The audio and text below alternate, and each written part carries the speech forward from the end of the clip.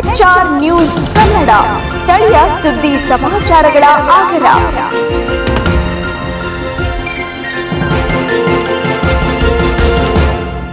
Muthsandra MA Krishnareddy alias Kitty ಅಂದ್ರೆ ಯಾರಿಗೆ ತಾನೇ ಗೊತ್ತಿಲ್ಲ ಹೇಳಿ. ಅವರು ಇಡೀ ರಾಜ್ಯಕ್ಕೆ ಚಿರಪರಿಚಿತರು. ಯಾಕಂದ್ರೆ ರಾಜ್ಯ ರೆಡ್ಡಿ ಜನಸಂಘದಲ್ಲಿ ಸತತವಾಗಿ 5-6 ಬಾರಿ ನಿರ್ದೇಶಕರಾಗಿ ರಾಜ್ಯದೆಲ್ಲೆಡೆ ಸೇವೆ ಸಲ್ಲಿಸಿದ್ದಾರೆ.